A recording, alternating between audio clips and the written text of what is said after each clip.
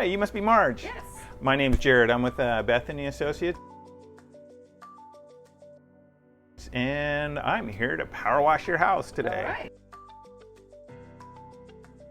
All right, fantastic. Hey, I just wanted to double check to make sure all the windows were closed before we got started. Yep. Okay, great. Is there anything in particular, I just have that we're doing the house for you. Is there anything in particular that you're concerned about you want to make sure that I take care of?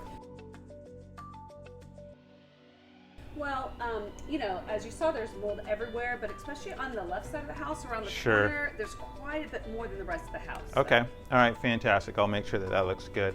One thing I did notice when I was walking up your driveway, looks like it's got a fair bit of mold on it. It hasn't been cleaned for a little bit.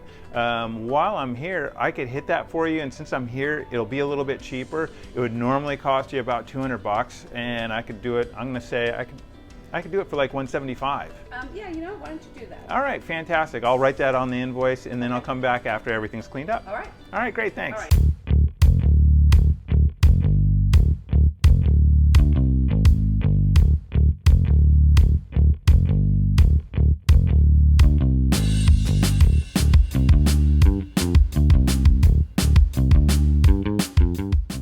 And now it's just checking the windows.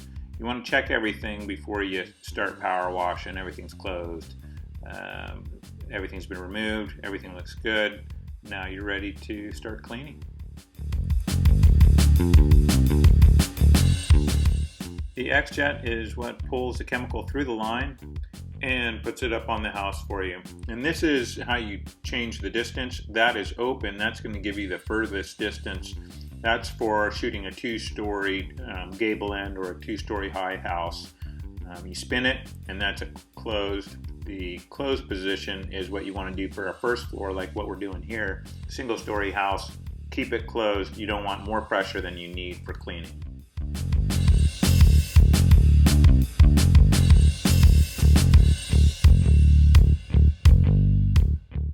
Okay, when you start applying the house wash, you're just going to be applying on the top to bottom, moving forward away from the opening of the siding slats, so you do not drive water behind the siding.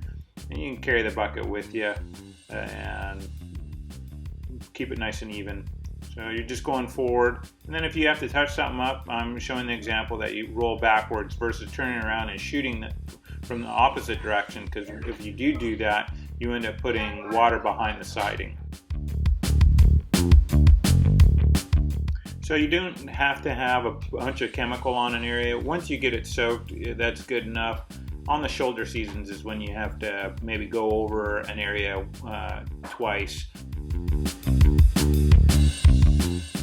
And this is the J-Rod. That's the 40 gallon per minute. That will let you shoot high and far. And this is your most common rinse tip. This is going to be for first floor and some second floor.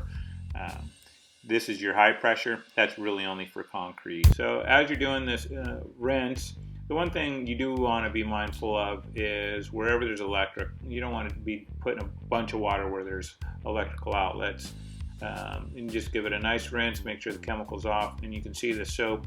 The soap is what's visible. The soap is what's going to help keep the bleach on the house while it's killing the mold, and it neutralizes the spider webs. So that's the two things that the soap does that's in the house wash mix.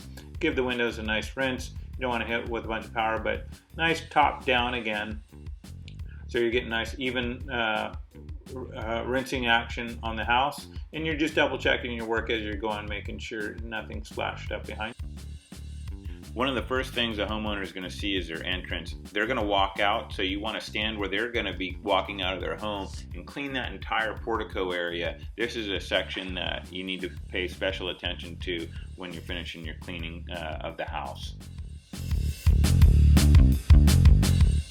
If you have marks on the house, you can use BioClean. That's pH neutral. It's a paste. It can be applied onto a bronze wool pad like this or a 10-inch applicator. You just pour a little bit on. A little bit of water too will make it go further. And it's great for taking off mulch marks off of vinyl or aluminum. You can use it on fencing as well. It's a great cleaner and it's safe to use. A little rinse and you're all done.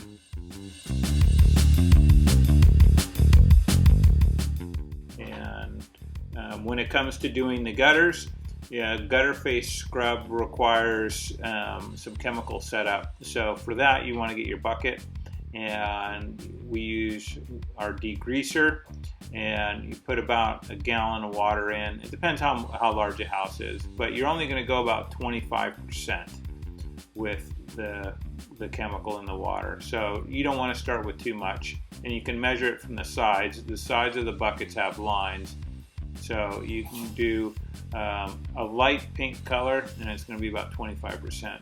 And what you're going to do is you're going to applicate it with the applicator on a pole. It's a little easier on this 1-story. On a 2-story, you're using a 27-foot pole. You're just going to go back and forth.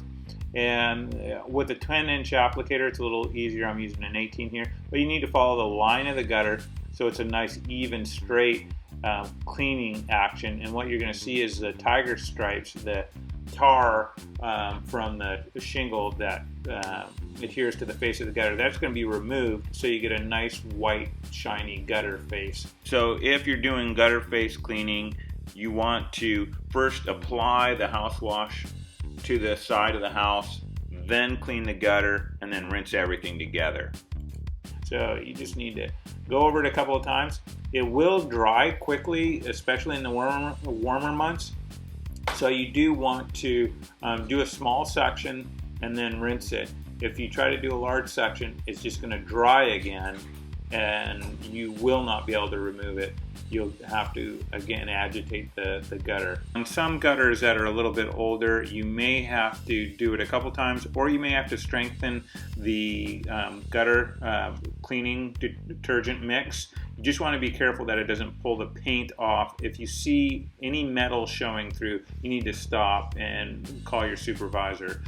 Some gutter finishes will fail with aggressive cleaning or just by the age of the gutter. And as you do it, you're going to rinse the siding off to make sure all the chemicals off the side of the house.